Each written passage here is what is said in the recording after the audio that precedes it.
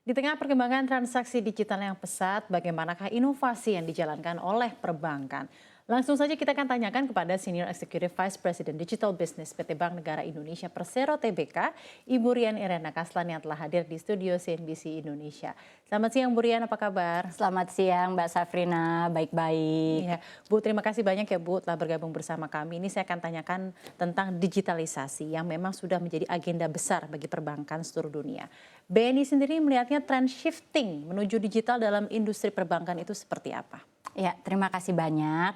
Memang mungkin saya awali dari kita melihat global trend and shifting menjadi transaksi cashless atau digital. Kalau kita lihat memang secara global, volume transaksi digital itu naik sangat signifikan, hampir 2 kali lipat sampai dengan tahun 2022 dari 620 billion US dollar menjadi lebih dari 1.147 billion US dollar di tahun 2022.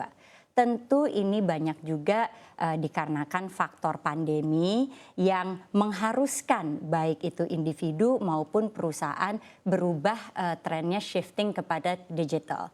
Dan kita lihat juga di Asia Pasifik khususnya terkait dengan tren digital shift ini justru kontribusinya adalah salah satu yang paling besar. Karena Asia Pacific sekarang merupakan 46% kenaikan hanya dari tahun 2021 ke 2022. Nah, kami lihat kalau kita di BNI ini juga sangat terlihat dari baik nasabah individu kami maupun juga nasabah institusi, korporasi, bahkan ke small business atau UMKM. Di mana penggunaan channel-channel digital kami seperti mobile banking untuk individu atau BNI Direct untuk korporasi itu sudah melampaui lebih traditional channels kita seperti ATM atau bahkan cabang.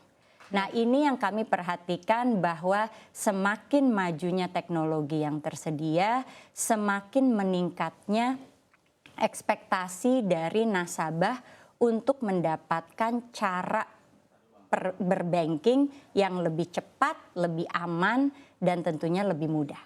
Jadi dengan perkembangan teknologi ini juga seiring dengan ekspektasi nasabah yang akan ingin lagi ya digital service-nya lebih baik lagi. Nah, selanjutnya Bu Rian, apa sih sebenarnya hal yang paling nasabah perbankan, terutama nasabah institusi, bisnis dan UMKM itu sebenarnya butuhkan gitu ya dengan perkembangan layanan keuangan digital yang ada?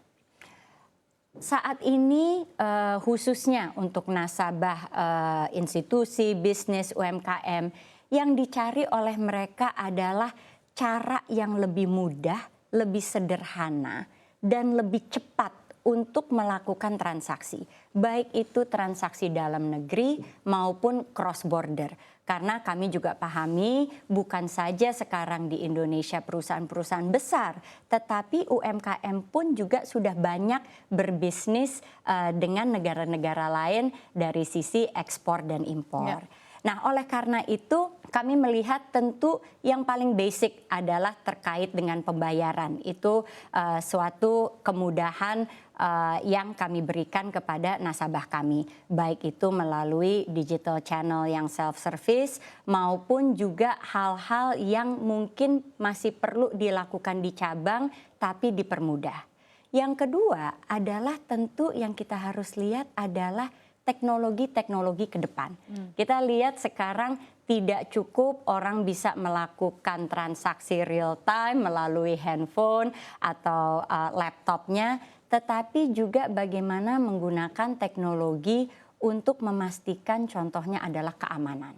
Keamanan itu bisa ditingkatkan lagi dengan berbagai teknologi seperti AI, seperti kemampuan untuk memastikan verifikasi lewat biometrik dan sebagainya.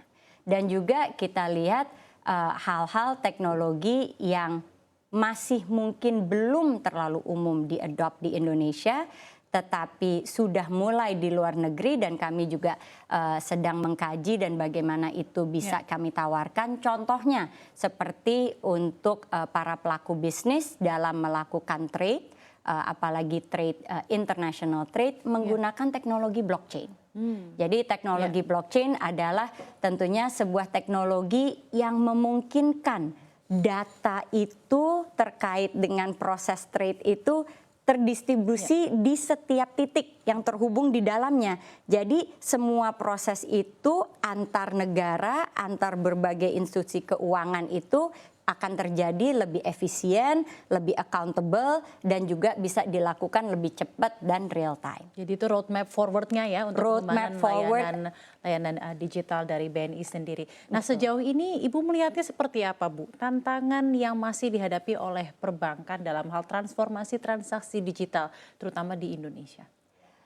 Tentunya transformasi digital itu ada beberapa hal yang tentu harus dikembangkan oleh banknya sendiri. Jadi seperti yang tadi saya katakan, tentu kami sangat aktif untuk memastikan kita bisa membangun dan membuat sebuah proses dengan melihat teknologi-teknologi baru.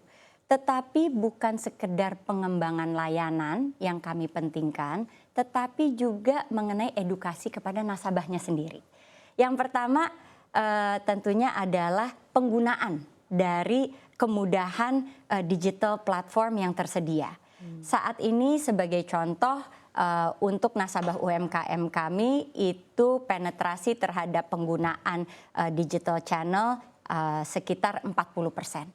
Di situ kita lihat masih besar sekali kesempatan untuk para nasabah UMKM ini menggunakan platform-platform digital atau channel digital untuk semakin meningkatkan usahanya, membuat usahanya itu lebih efisien, membuat usahanya itu lebih scalable. Tetapi selain edukasi penggunaannya juga mereka harus diedukasi mengenai bagaimana menggunakan digital channel ini secara aman. Keamanan menggunakan memastikan hal-hal seperti penggunaan password, penjagaan user ID, OTP dan sebagainya itu juga tidak kalah penting karena semakin banyak channel-channel yang bisa digunakan, semakin mudah. Tentunya dari sisi nasabahnya juga harus Butuh semakin keamanan. paham apa yang harus dijaga dari sisinya dia. Jadi edukasi penggunaan, ya kemudahan dan tentunya keamanan itu tadi yang menjadi tantangan. Tapi sebenarnya juga peluang ke depannya untuk tetap memperbaiki transaksi digital di perbankan Indonesia. Betul. Ibu